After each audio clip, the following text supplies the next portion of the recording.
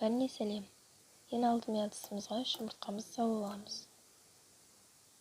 Шым-шым тұз, қант,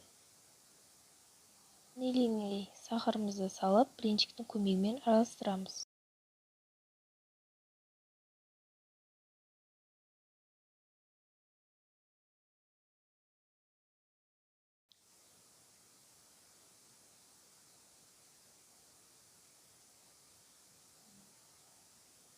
Бір қалыпты масса болғанша араластырдық.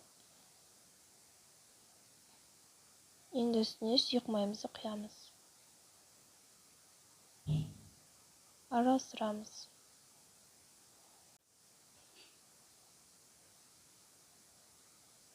Жылы сүтімізді құямыз. Сүт міндетті түрде жылы болу керек.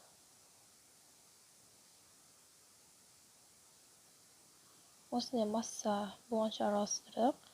Енді оның үстіне разрыхителімізді салып, араластырып, массамызды салатын боламыз. Онда бірден салуға болмайды, бөліп саламыз.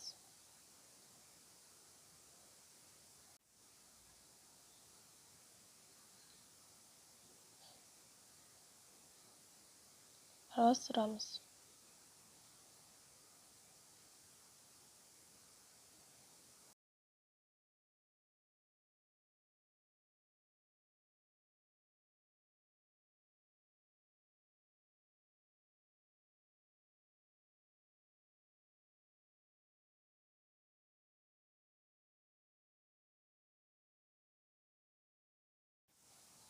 Осындай масса болу керек бізде.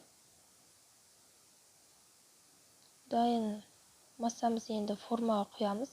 Форманың диаметрі маңызды емес. Қалған формаға пісіруге беруге болады. Зубочистканың көмегімен бетін тегістейміз. 180 минутта 30-40 минутта пісіреміз. Өте дәмді, өте жұмсақ пирог пайда болды. Жасап көруге кеңес беремін. Өте оңай дайындалады, жасалу жолы. Оңай заттардан жасалғандықтан жасауға кеңес беремін. Келесі кездескенше каналыма тіркеліп, лайк басуды ұмытпаңыздар. Комментарийға пікірлеріңізді жаза кетіңіздер.